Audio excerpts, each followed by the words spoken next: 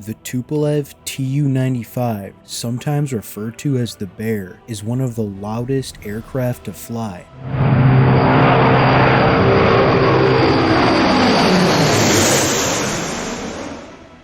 And is the fastest propeller-driven aircraft of all time, reaching speeds up to 574 miles per hour. This massive turboprop bomber and reconnaissance aircraft was designed and built by Tupolev and is one of the oldest serving airframes. Today, we will discuss the development, the different iterations, and its service record. So let's get started. The origins of the Tu-95 go back to the late 1940s, when the Soviet Union found itself in a new geopolitical reality, the Cold War. The USSR needed a long-range strategic bomber that could reach the United States, a requirement that spurred the development of several bomber designs. Andrei Tupolev, one of the Soviet Union's leading aircraft designers, was commissioned to develop such an aircraft. The initial proposal for the new bomber, designated Aircraft 95, was to be a swept-wing, 4-engine turboprop. At that time, jet engines were not efficient enough for long-range flights, so the decision was made to use turboprops. The Kuznetsov Design Bureau was given the task to develop the engines, and the result was the NK-12, the most powerful turboprop engine ever produced, which is still in use today. The design phase was a challenging process that required several iterations and significant effort to overcome a range of technical challenges. One of the key problems was achieving high speed and long range in a single aircraft. Turboprop engines provided the necessary fuel efficiency for long-range flights, but the aircraft's high-speed target was harder to reach due to the inherent limitations of propeller-driven aircraft. The solution to this problem was a unique design feature of the Tu-95, its large contra-rotating propellers. Each of the aircraft's 4 engines drives 2 sets of propellers, one behind the other, spinning in opposite directions. This design reduces propeller-induced drag and increases thrust, making the aircraft much faster.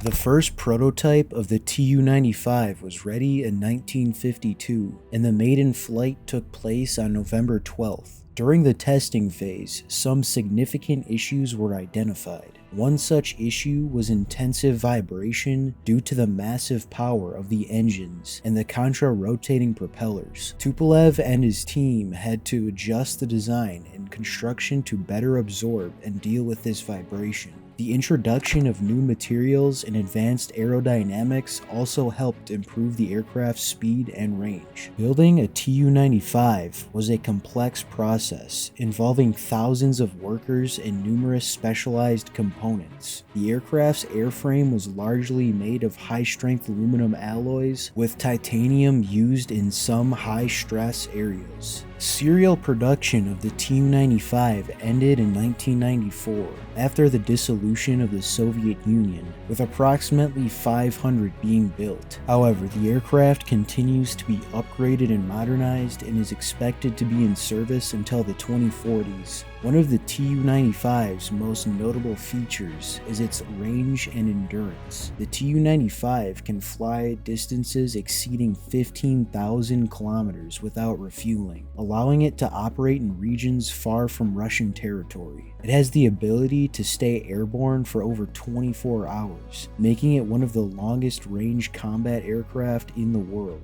The Tupolev Tu-95 has seen many variants over its long service life, reflecting its adaptable design and wide-ranging mission capabilities. Here are some of the most notable versions. First, the Tu-95K version was designed for carrying the Kh-20 air-to-surface missile. It was equipped with a big bulge, search and guidance radar, and a large ventral radome. A unique experimental variant, the Tu-95 LAL, was a flying atomic laboratory. It was used to study the feasibility of a nuclear-powered aircraft. It did not actually use a nuclear reactor though, but it carried a mock-up to simulate the reactor's weight and size. The Tu-95MR. This is a maritime reconnaissance version built to find and track NATO warships. It is also capable of carrying anti-ship missiles. Next, the Tu-95MS. Express. This is the most modern version, currently in service with the Russian Air Force. It was designed to carry the Kh-55 cruise missile. The Tu-95 is equipped with modern avionics and has improved engines. The Tu-114 is the civilian airliner version of the Tu-95.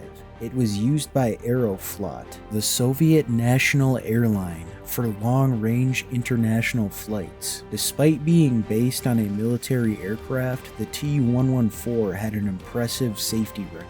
Next up is the Tu-142. This is a maritime patrol and anti-submarine warfare version, which has been further developed into numerous sub-variants with different capabilities. Last but not least, we have the Tupolev Tu-95V, a special carrier aircraft that was designed to drop the Tsar Bomba, which was tested on October 30th, 1961, and is the largest nuclear device ever detonated. The Tupolev Tu-95, known as the Bear to NATO, has had a long and distinguished service record. Having first entered service in 1956, the Tu-95 has been in continuous service for over 60 years, making it one of the oldest military aircraft designs still in operation. The Tu-95 has been used in several high-profile missions demonstrating Russian military reach. These include flights near NATO airspace in Europe and North America, and patrols in the Pacific